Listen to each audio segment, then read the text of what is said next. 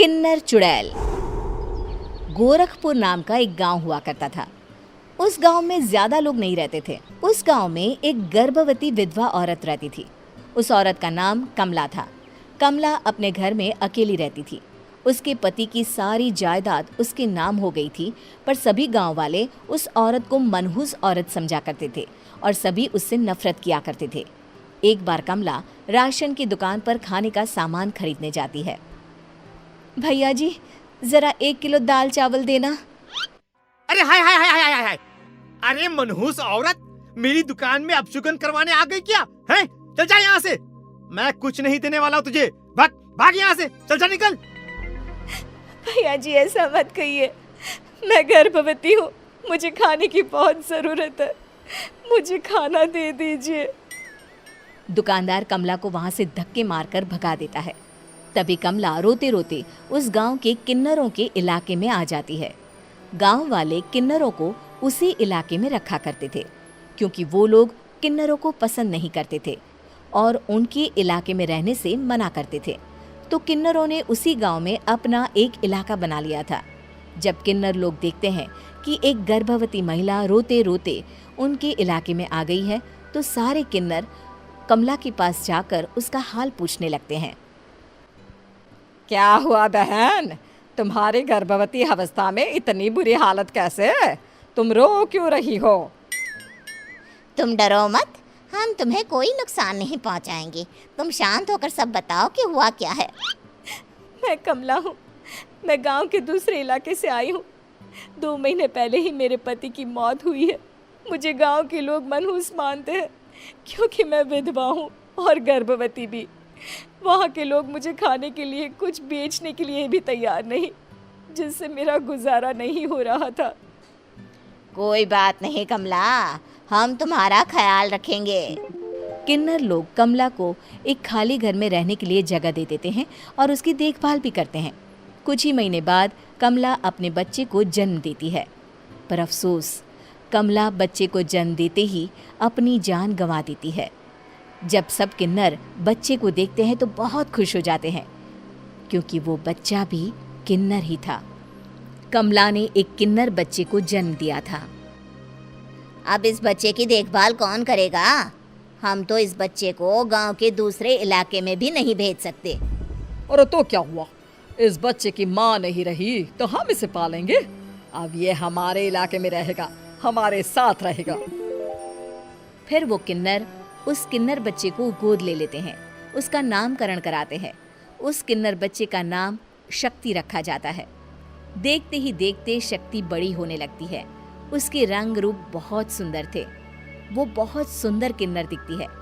एक दिन शक्ति एक किन्नर से पूछती है, माँ जी सुनिए ना, ये गांव के दूसरे इलाके में भी तो लोग रहते हैं, तो हम वहाँ क्यों नहीं जाते?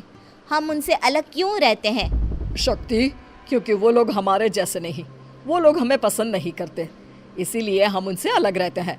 क्यों? वो हमें क्यों पसंद नहीं करते?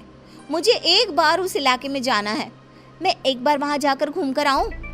शक्ति, खबरदार, जो तू उस इलाके में कभी भी गई तो अपनी जान नहीं गंवाना चाहती तो उस इलाके में कभी कदम भी नहीं रखेगी, समझी?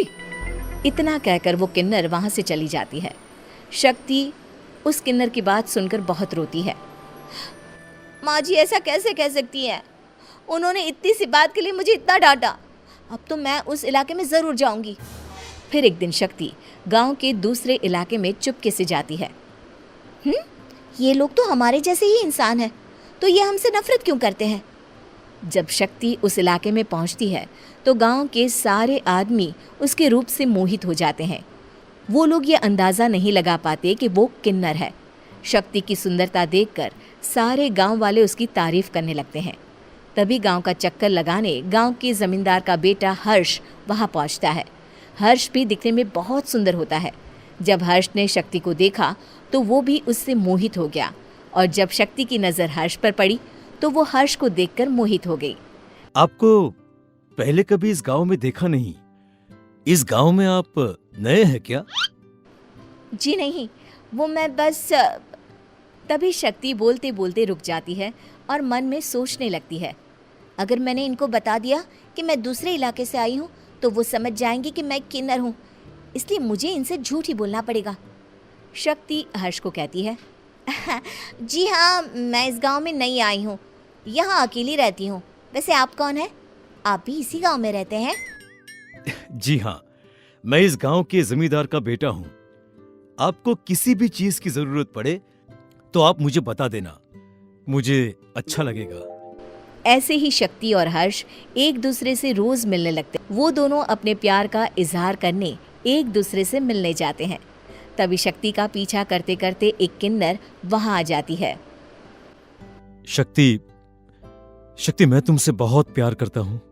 मैं तुमसे शादी करना चाहता हूँ। क्या तुम मुझसे शादी करोगी? हाँ हर्ष, मैं तुमसे शादी करूँगी, पर मैं तुमको अपने बारे में एक सच्चाई बताना चाहती हूँ जो मैंने तुमसे छुपा कर रखी है। तभी उनके बीच में ही वो किन्नर आ जाती है। शक्ति, तेरी हिम्मत कैसे हुई ऐसा करने की? वो किन्नर शक्ति को खींचकर गांव के जमींदार के पास ले जाती है। हर्ष भी वहां शक्ति को बचाने के लिए पहुंच जाता है। जमींदार शक्ति और हर्ष के प्यार के बारे में सुनकर गुस्से में आ जाता है और शक्ति को गांव के बाहर निकालने की सजा देता है। शक्ति ये बात सहन नहीं कर पाती और कुएं में कूदकर अपनी जान दे देती है। जमींदार हर्ष की शादी गांव की एक लड़की से करवा देता है, पर हर्ष इस शादी से खुश नहीं होता। शक्ति अपना बदला लेने के लिए मरने के बाद किन्नर चुड़ैल बन जाती है। अब मैं इन गाँव वालों को नहीं छोड़ूंगी, अब इनसे मैं अपने प्यार का बदला लूंगी। किन्नर चुड़ैल गांव वालों को परेशान करना शुरू कर देती है। एक बार वो रात को गांव के खेतों में पहुंच जाती है और वहां आग लगा देती है। सारी फसल जल के राख हो जाती है। जब एक आदमी रात को उठकर देखता है कि खेत में आग लग गई है तो वो वहां पहुंच जाता है।